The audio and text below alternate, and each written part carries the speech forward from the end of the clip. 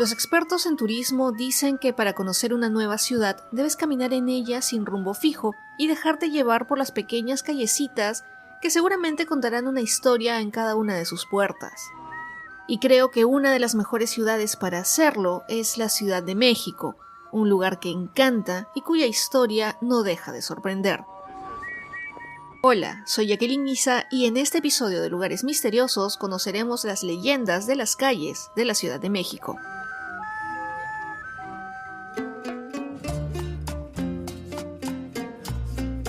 La Ciudad de México, conocida en la época prehispánica como Tenochtitlan, fue fundada por los aztecas en el año 1325 en una pequeña isla en el lago Texcoco. Los aztecas construyeron una gran ciudad con canales, templos y palacios, convirtiéndola en el centro político, religioso y comercial de su imperio. En 1521 cayó en manos de los conquistadores españoles dirigidos por Hernán Cortés. Los españoles destruyeron gran parte de la ciudad azteca y construyeron encima una nueva ciudad, que eventualmente se convertiría en la capital del Virreinato de Nueva España. Durante la época colonial, la Ciudad de México creció rápidamente y se convirtió en una de las ciudades más importantes del Imperio Español en América. Se construyeron imponentes iglesias, conventos, palacios y edificios administrativos que aún se conservan en el centro histórico. En el siglo XIX, México se independizó de España en 1821 y la Ciudad de México se convirtió en la capital del nuevo país independiente. A lo largo de ese siglo y el siguiente, la ciudad experimentó un rápido crecimiento y modernización, pero también enfrentó desafíos como la invasión estadounidense de 1847 y la intervención francesa en 1862. Para el siglo XX, la Ciudad de México continuó creciendo y se convirtió en una metrópolis multicultural y diversa. La Ciudad de México es la más poblada del país y una de las más grandes del mundo en términos de población. Según estimaciones recientes, su población supera los 9 millones de habitantes en el área metropolitana y más de 8 millones en la propia ciudad. La CDMX, como también se le conoce, es uno de los destinos turísticos más populares de América Latina. Atrae a millones de visitantes nacionales e internacionales cada año que están interesados en su rica historia, arquitectura, cultura, gastronomía y vida nocturna. Además, que el centro histórico ha sido declarado Patrimonio de la Humanidad por la UNESCO.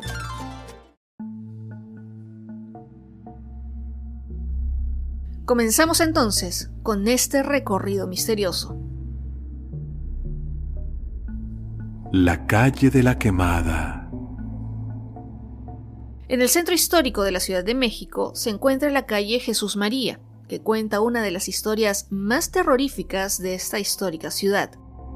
Si bien hoy tiene un nombre no tan tétrico, por mucho tiempo se le conoció como la calle de la Quemada, debido a que en el siglo XVI se contaba que podía verse en la zona a una figura fantasmal que se presentaba como una mujer con el rostro desfigurado y que llevaba un velo que lo cubría. La historia que se cuenta de esta mujer es que fue Beatriz de Espinosa, quien en 1550 llegó de España a la Ciudad de México cuando tenía solo 20 años, junto a su padre don Gonzalo de Espinosa y Guevara.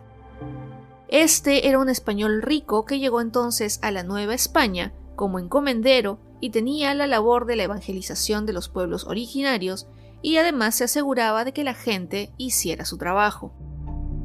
Beatriz era una joven muy hermosa, a quien se le describía como de tez blanca, de cabello brillante y un cuerpo perfecto que enamoraba casi de inmediato a todo aquel que la viera.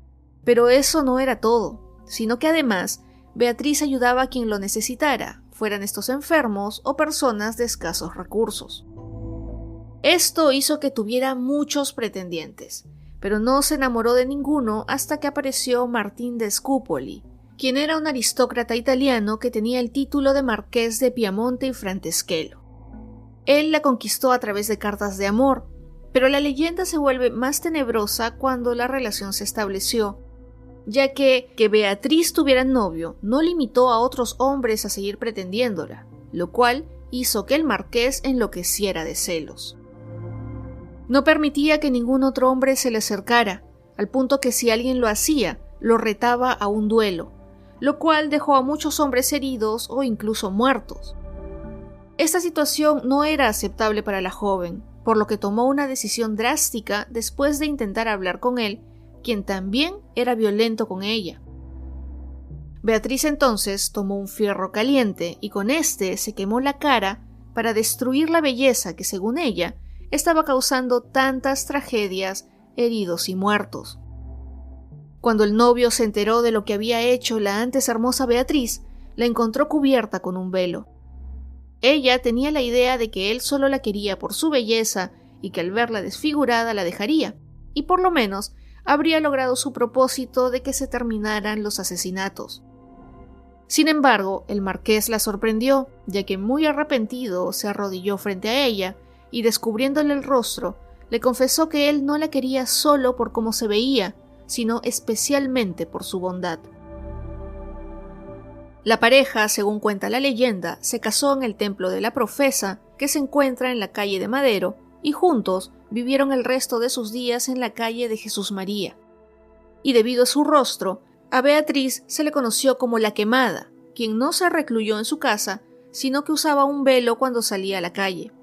Y estas salidas de quien fuera Beatriz son las que se continúan viendo, tal vez hasta ahora, especialmente en las noches, cuando algunos tuvieron la oportunidad de cruzarse con la Quemada.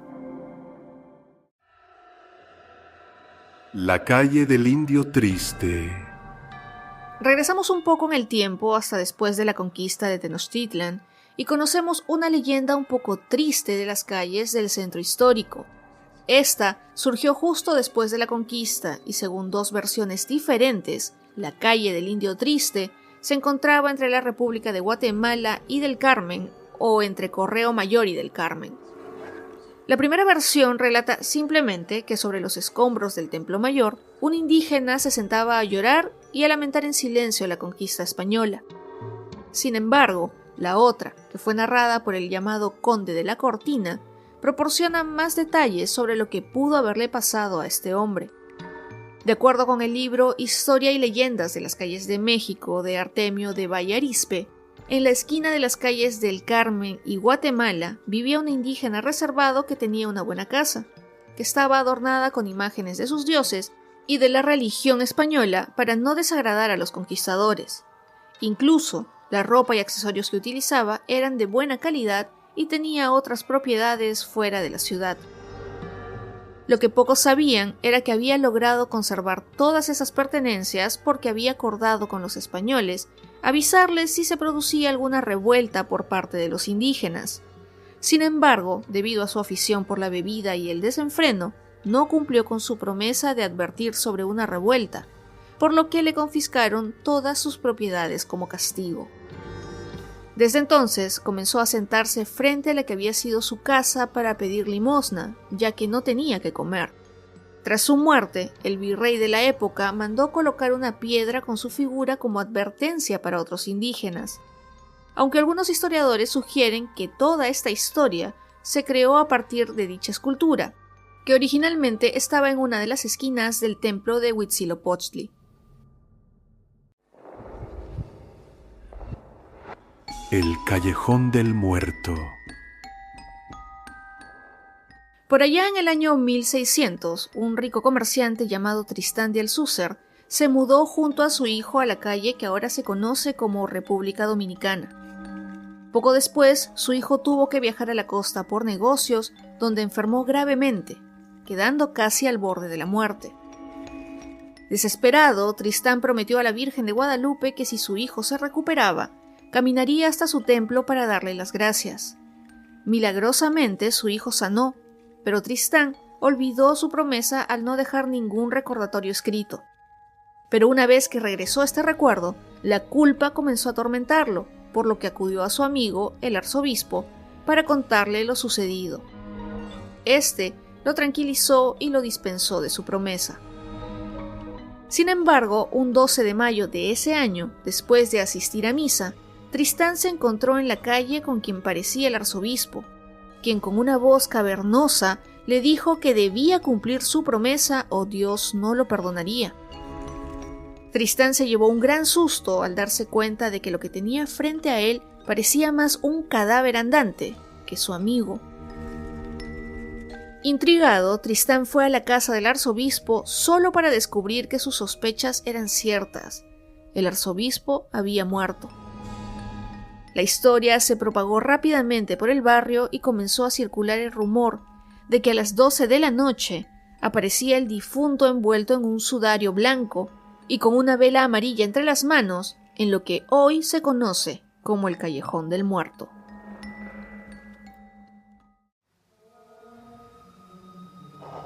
La mujer errada. Según el libro de Luis González Obregón, Las calles de México, hoy lo que es el número 100 de la calle de República del Perú, en la década de 1670 era el número 3 de la calle Puerta Falsa de Santo Domingo. La leyenda cuenta que esta casa fue habitada por un sacerdote, cuyo nombre ya no se recuerda o no se quiere recordar, que vivía junto a una mujer con la que mantenía una unión ilegítima. En las cercanías de esta casa, en la calle Rejas de Valvanera, vivía también un amigo del sacerdote, un herrador, que una noche fue despertado por una visita inusual. Frente a su puerta, 2 mulatos llevaban una bestia de carga y le pidieron encarecidamente, en nombre del sacerdote, que errara al animal, ya que sería utilizado para viajar temprano a la Basílica de Guadalupe. El herrador no tuvo más opción que hacer su trabajo. A la mañana siguiente, se dirigió a la casa del sacerdote para preguntarle la urgencia de por qué lo llevó a pedirle que errara una bestia a altas horas de la noche. Sin embargo, aún medio dormido, le aclaró que nunca envió a nadie a su casa. El verdadero terror llegó cuando el herrador buscó a la mujer con la que el sacerdote vivía en pecado a los ojos de la iglesia. La encontró muerta, con las plantas de los pies y de las manos clavadas en sus respectivas herraduras. El sacerdote comprendió entonces que el herrador no había visto a 2 mulatos ni a una bestia de carga, sino al mismo demonio, quien aplicó su propia forma de justicia contra quien había sido pareja del sacerdote en vida. La planchada. Entre todas las leyendas mencionadas de la Ciudad de México, esta quizás sea la más conocida. De sus numerosas versiones, la más aceptada narra la historia de Eulalia, una enfermera que trabajó a principios del siglo XX en el Hospital Juárez, ubicado en las calles de Jesús María y Fray Servando. Eulalia, rubia y atractiva, vio su destino marcado por el amor. Entregó su corazón a Joaquín, un joven doctor del hospital con quien mantuvo una relación hasta que él la abandonó para casarse con otra mujer. La leyenda sugiere que este abandono ocurrió en circunstancias misteriosas, y además fueron colegas de Joaquín quienes le informaron a Eulalia sobre la partida de su amante cuando dejó de recibir noticias de este. Se dice que este desamor la transformó, ya que nunca volvió a ser la mujer amable y servicial de antes. Empezó a maltratar a los pacientes e incluso se le atribuyeron muertes de varios enfermos debido a su negligencia. Con el corazón destrozado y convertida en alguien completamente distinto, Eulalia decidió acabar con su vida. Sin embargo, también se corrió el rumor de que murió en la vejez, enferma e incapaz de remediar los errores cometidos. Hoy en día se cuenta que el espíritu de Eulalia sigue vagando por algunos hospitales y se cree que si un paciente tiene la suerte de verla, su salud mejorará, pero también se cuenta que aquellos que son elegidos por Eulalia mueren después de ser inyectados por ella. A esta mujer se le conoce como la planchada porque su vestido blanco está siempre perfectamente liso.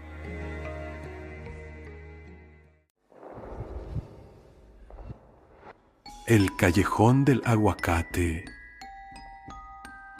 Un estrecho y empedrado callejón, apenas con un ancho de 4 metros, es también el lugar legendario de manifestaciones demoníacas de la Ciudad de México.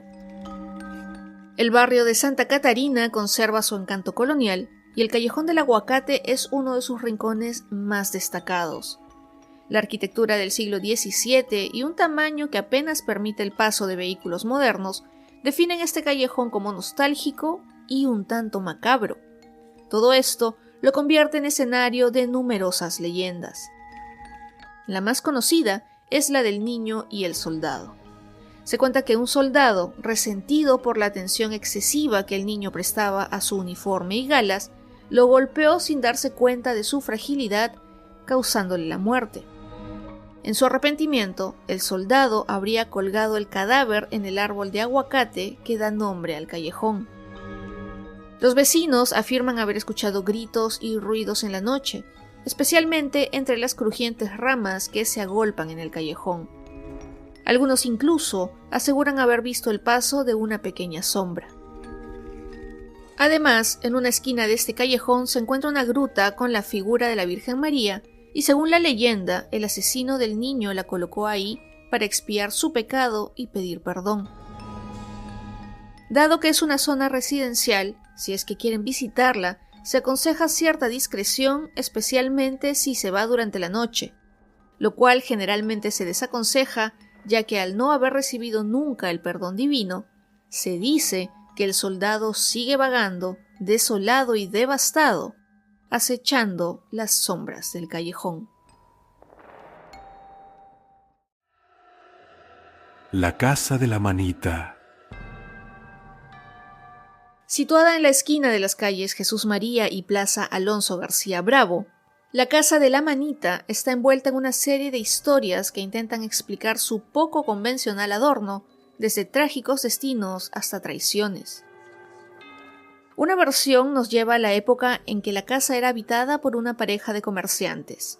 Se corrió el rumor de que la esposa era infiel, financiando el estilo de vida de su amante con el dinero del negocio familiar. Cuando el engaño fue descubierto, el esposo, en un acto de venganza y escarcimiento, le cortó la mano a la mujer y mandó esculpir en piedra esa mano, colocándola en la fachada de la casa para perpetuar el recuerdo de la traición. Otra interpretación sugiere que la mano pertenecía a un niño de la época colonial que vivía en la casa y encontró una muerte trágica. Sus padres, buscando conmemorar la vida de su hijo de forma única, habrían dejado la impresión de su manita en la pared. Sin embargo, otras personas creen que esta mano emergió por sí sola en el muro, indicando el lugar de entierro del niño hace siglos. Una tercera versión presenta a José María Salinas, un ladrón que intentó robar reliquias del convento de la Merced.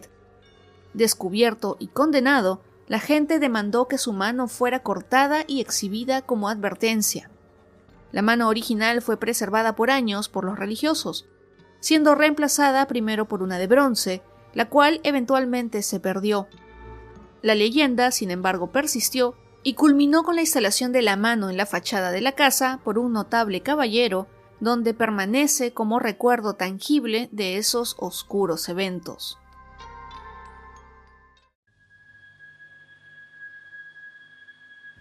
La calle Regina. Durante la época colonial, la calle Regina formaba parte de un barrio conocido como La Piedad, hogar de personas de diversas clases sociales. Se dice que en aquel entonces la calle era un punto de encuentro para artistas, intelectuales y también para actividades menos lícitas, lo que le otorgó una reputación de ser un lugar de intrigas y secretos. Una de las leyendas más célebres asociadas con la calle Regina es la que se cuenta que en 1642 el nuevo virrey don García Sarmiento de Sotomayor llegó acompañado de don Ambrosio Torres de Medina y Linares, su esposa doña Lorenza y sus 3 hijos. La familia se instaló en una casa en la calle Regina, donde pronto comenzaron a experimentar fenómenos sobrenaturales. Durante la primera noche, doña Lorenza escuchó sollozos y ruidos inexplicables. Aunque su esposo atribuyó estos sonidos a las sirvientas, los eventos paranormales se intensificaron. Las puertas se abrían solas, se escuchaban ruidos de costuras fantasmales y una extraña mujer de gris apareció ante doña Lorenza. La situación empeoró cuando una de las hijas vio a la mujer de gris, causando terror en la familia. Doña Lorenza también fue atacada por una mano descarnada y finalmente don Ambrosio decidió buscar ayuda y llevó a su familia a Coyoacán mientras él investigaba solo la casa. Fue entonces cuando vio a una monja fantasmal que lo guió a un fresno en el jardín donde desapareció. Exorcistas llegaron y realizaron rituales que revelaron la historia de una mujer infiel, asesinada y cocida en un costal. Días después, la monja apareció nuevamente y, aunque no lo crean, contó su triste historia. Su nombre era Erlinda Bauzas y Mellado, quien había sido obligada a entrar en un convento, donde vivió una vida libertina hasta quedar embarazada. Al dar a luz en secreto, su hijo fue asesinado y enterrado bajo el fresno.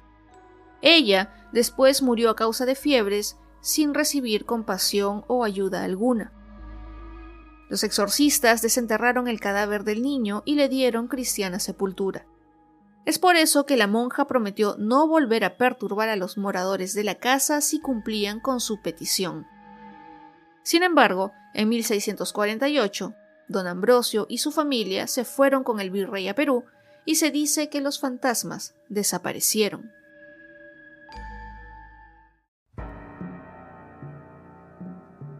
La calle de la moneda.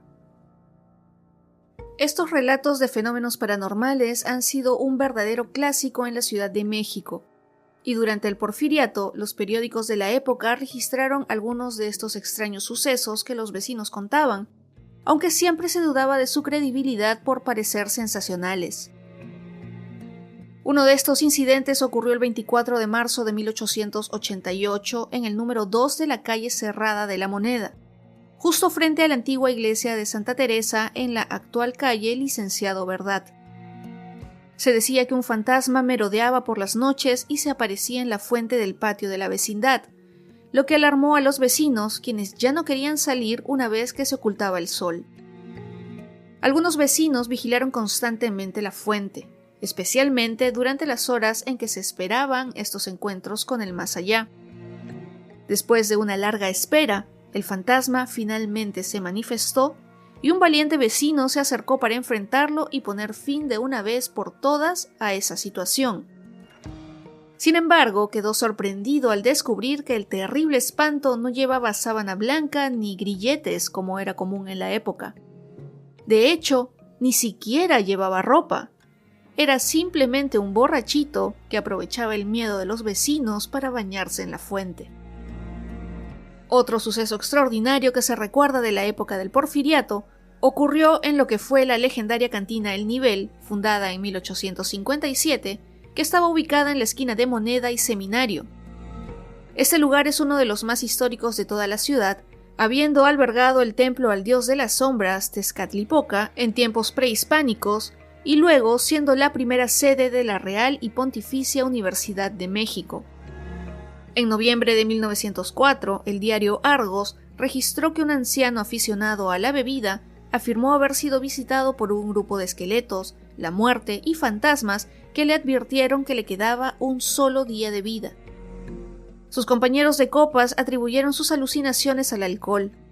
Sin embargo, al día siguiente, el hombre regresó a la cantina y, tras tomar una copa, exclamó: «El plazo se ha cumplido».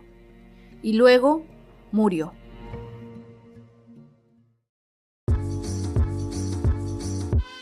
Hoy en día, la Ciudad de México es una de las ciudades más grandes del mundo, con una rica mezcla de historia, cultura, arte y arquitectura.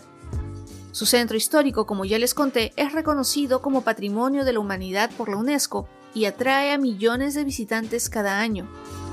Debo decirles que la Ciudad de México es uno de mis destinos favoritos y a pesar de que he podido ir algunas veces, cada vez descubro que no la conozco casi nada, por lo cual espero poder regresar muy pronto.